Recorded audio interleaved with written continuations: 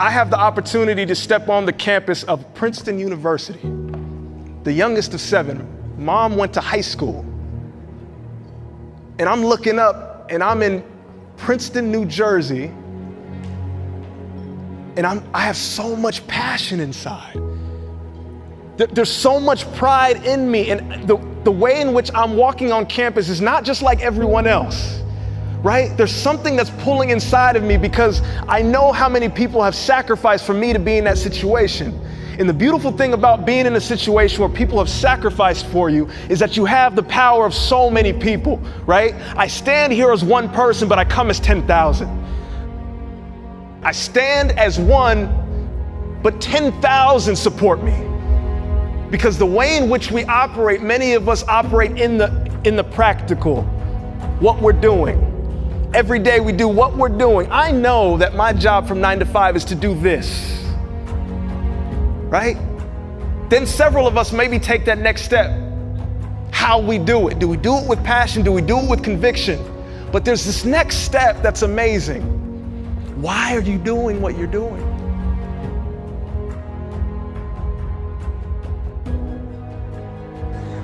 Who's your why? Who are the people in your life right now? Who are the people in your life who you can see their face and you say, you know what? Because of you, I will do more, be more, and become more. Because of you, I will do more, be more, and become more.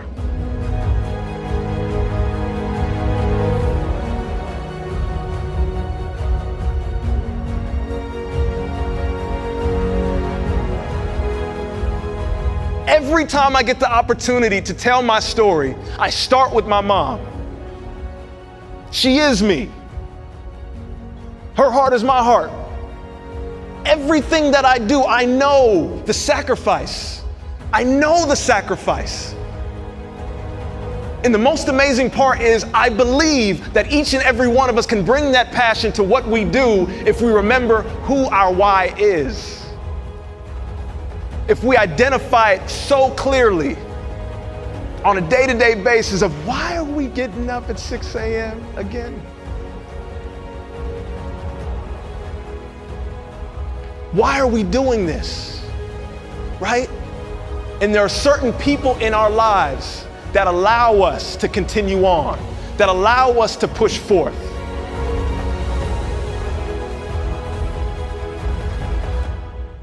There's a guy by the name of Howard Thurman, and he was the mentor to Martin Luther King and Mahatma Gandhi. He was a deeply spiritual and reflective man. And the way in which he wrote and the way in which he spoke, everything that I read from him, it's just like powerful. But this one quote is fitting. Don't ask what the world needs. Ask yourself what makes you come alive. Because what the world needs is people who have come alive. Don't ask what the world needs. If you saw the most amazing part of when each and every individual was sharing their idea, can you feel how much emotion and passion they had in their idea? Right? Gripping the mic like just ready to, because this was an idea. When you have a great idea, it comes from somewhere deep. Right? It allows you, every single one, when I'm listening and you guys are listening to these stories, there's a passion behind it. There's a helping a community behind it. There's not only a what's your why, but who's your why behind it. There's a vision. So the quote again is, do not ask what the world needs. Ask yourself what makes you come alive. Because what the world needs is people who have come alive.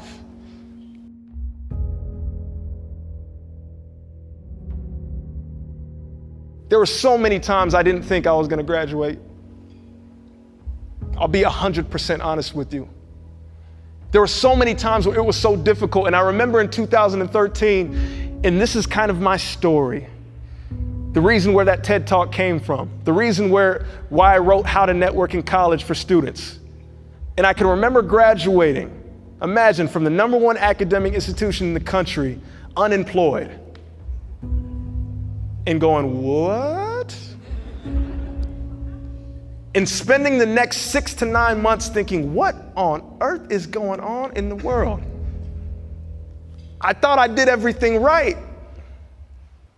But it's a beautiful thing. How many of you guys know that through our biggest failures, sometimes the most amazing opportunities will sprout right before us?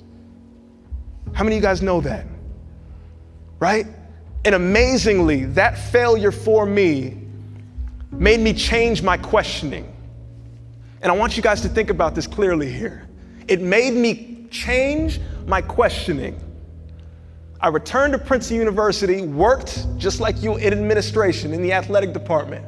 And I'm looking around and I'm remembering how much pain and how much confusion I had. And I remember asking the question, why didn't I get a job when I graduated? Why was it so difficult for me? And there was a turn when I asked a new question and things started to change. Instead of saying, why doesn't Princeton do this for me?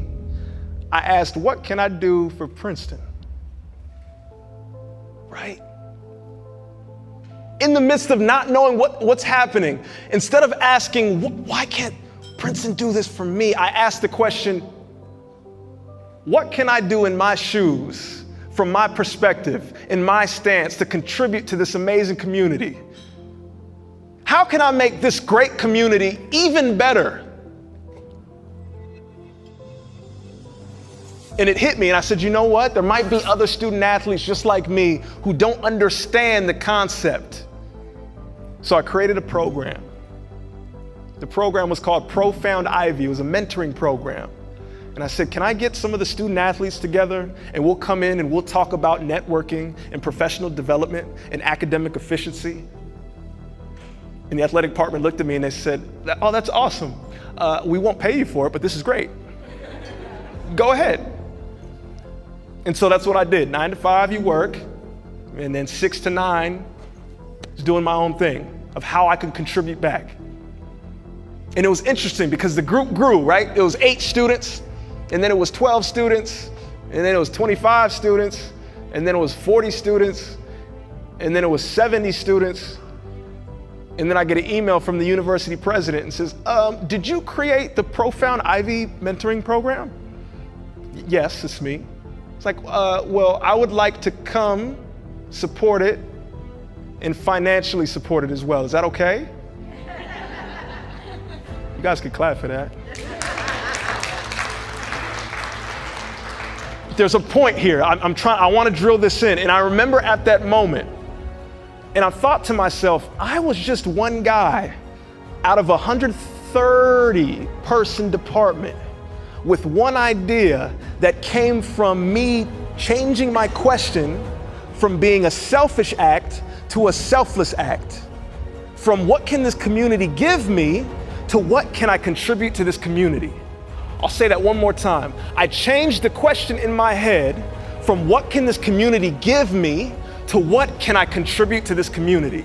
And I learned something amazing, and I hope that you can take this nugget right here, is that when you switch the question in your mind from what can I get from this community to what can I uniquely give, the doors open up.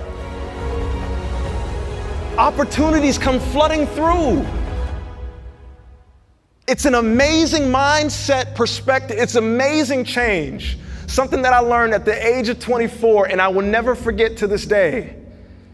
Every community that I'm a part of, any door that I walk in, my first question is 5149. What can I give to this situation? If you guys see, I'm walking around and I have this shirt and 2 words are plastered on my chest, and it says, one says inform and the other says inspire. And they're 2 words that I absolutely live by. Inform, right? Inform means the information that's coming to you from the outside, right? How do we take information from the outside to make us better? Second word is inspire. Everybody say inspire. Inspire. So I took a little bit of Latin. So inspire, inspirare, right? So spirare is the spirit. So the spirit within. So information comes from without, inspiration comes from within. And when you put the two together, you can do some amazing things.